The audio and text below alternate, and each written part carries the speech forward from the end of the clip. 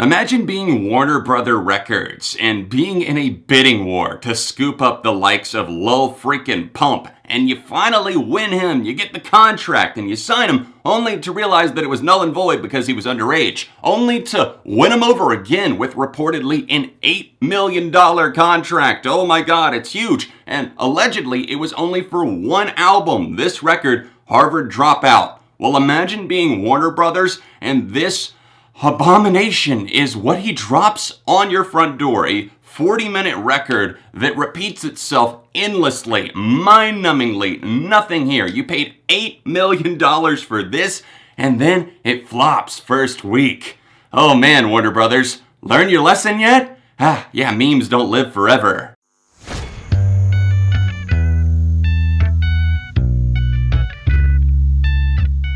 What's up everyone, welcome back to ARTV. My name is John and you're watching Rap Gone Wrong Lil Pump Edition. Harverd Dropout was announced forever ago, it feels like at this point. He's been teasing it essentially since he blew up with Gucci Gang, talking about how he dropped out of Harvard to save the rap game. And did he do so with this 40-minute LP that has all sorts of features, a lot of star power, a lot of production behind it? The answer is no, and my god, you're gonna lose brain cells in the process. Many people so strongly defend Lil Pump as being an ironic rapper that shouldn't be taken seriously, and to an extent, I agree with you. I get that maybe he's pushing that lifestyle for whatever reason, and he doesn't do drugs maybe in real life. He's not hooked on cocaine. He's not been popping pills since he was 7 or whatever. But the thing is that he makes it so casual to degrade women, to put anybody down that's not doing the things that he's doing, and it makes the lifestyle look appealing, as do other rappers, of course, in this modern trap scene, and it shows it to his fans who are impressionable teenagers,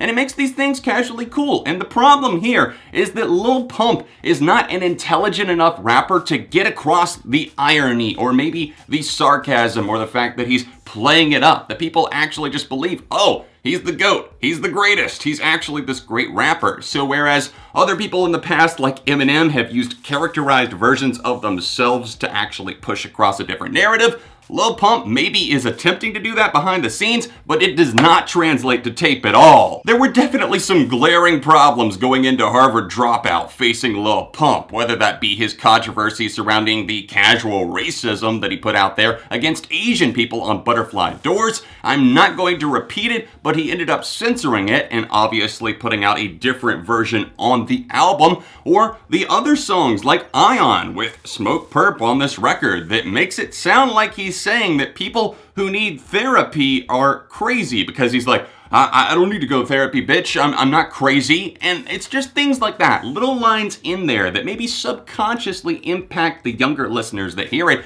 and they start to maybe believe it for themselves. I think one day Pump is just gonna mouth off to the wrong person because he's angered so many people with his comments, other people who he's ripped off along the way, and he's just gonna anger the wrong person. He's gonna get clocked, or even worse. Good luck with that in your future life, Lil Pump, because I truly don't feel that you'll be in the rap game forever. And if first week numbers are any indication that are already rolling in, oh man, you're flopping all over these charts, and you're being beat out by the likes of Gunna and Offset, the latter of those who has a guest verse on this record, which is pretty terrible, but still better than Pump's part of the song, at least there. He's being beaten out by those rappers who had little to no hype leading up to this release, and then they drop it and do bigger numbers, and Pump has been rolling out singles since Skid It like a year ago, and he still is barely having this charting impact. The thing with Harverd Dropout is that it has some really catchy and banger-like instrumentals that I can totally get behind. There's some exciting flow and energy from an instrumental side of things. I can get behind the hype there. But the problem is that Pump comes onto these tracks and totally squanders them. It feels like he jumps from song to song, having no idea what to say. There's no real way to differentiate these tracks from one another because the subject matter has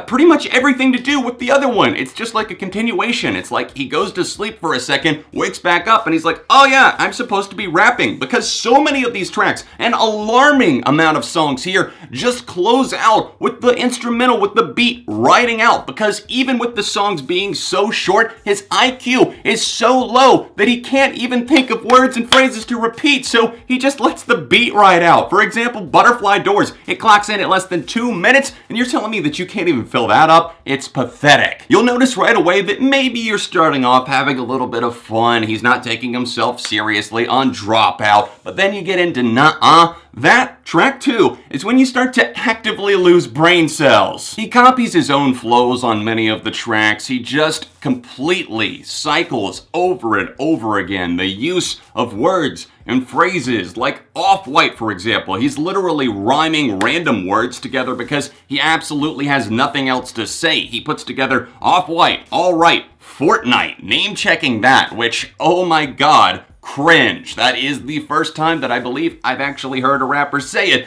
but here we are. It's 2019, and hopefully both of those memes can die. Fasho with Offset is pretty much facepalm worthy. It's one of those tracks where he again just utters the phrase over and over. He does have a little bit of flow and passion on the track Ion with Smokepurpp, even though there's some lyrics that I absolutely detest. I can admit that he at least has some sort of pacing there, and then I Love It with Kanye West. It's ridiculously dumb, but it's also kind of fun at the same time. I even admitted that at first I hated the track, but I can see a little bit of fun being had there, even if I don't care for it. It's one of those tracks where I almost hate it so much that I actually do love it. Surprisingly enough, we actually got a great Lil Wayne feature on the track Be Like Me, where Wayne is sounding like an older version of himself, something maybe slightly after the Carter 3, and to me that was his peak form, and his verse here actually goes off, and Lil Pump doesn't sound detestable here, so I actually find this to be one of the best songs, especially alongside that beat.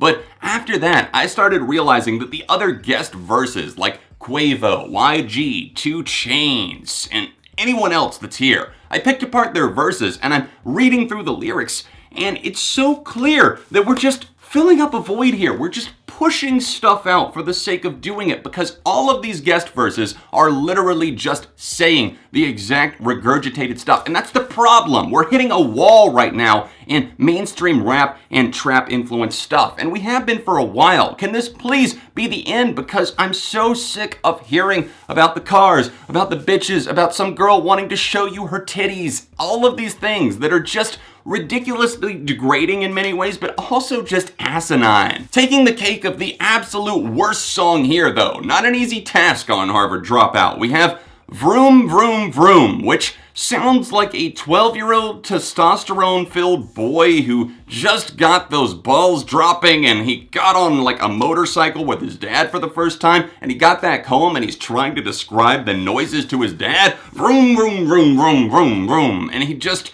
says it over and over again. And the beat on this thing, oh my god, it makes me want to stick my head into a fucking black hole and never come back. It gets worse though. Stripper Name with 2 Chainz and YG actually has something that makes me want to claw my ears out.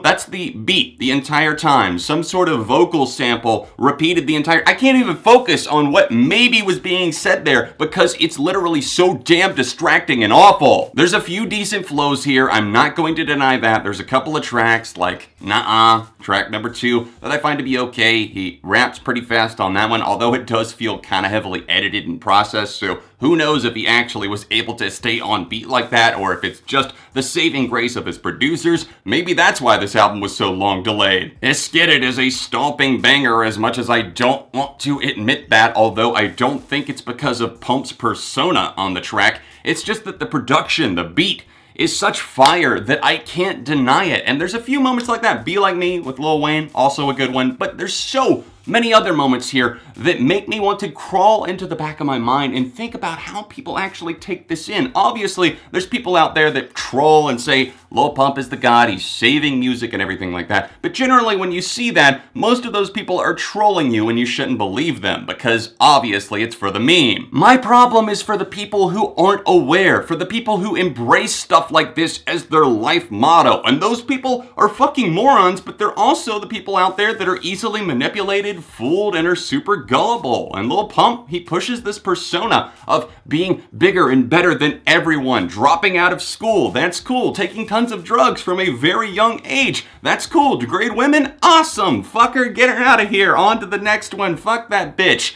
That is what he pushes out there, and the music that goes along with it is just god awful. So obviously Harverd Dropout is an awful record. I highly encourage you to stay far, far away from it. And if you want to share any thoughts or experiences that you've had in the comment section down below. As far as my rating for this project goes, I'm going to give this a very light 1.5 out of 5, but rest assured that the majority of that is for about 3 tracks and also the instrumentals, which definitely were squandered because they were great in places, but they were not enough to save the fact that Pump has nothing to offer, no new tricks up the sleeve at all. Please subscribe to the channel so you don't miss out on future uploads like this, more rap gone wrong, and maybe even some rock gone wrong in the future. Tap that subscribe button directly below. If you could help support the channel on Patreon, it would be greatly appreciated. There's an annotation in the corner or else the top link down below. Grab yourself some merch or see a couple of recent videos right there. I'll see you soon for more on ARTV.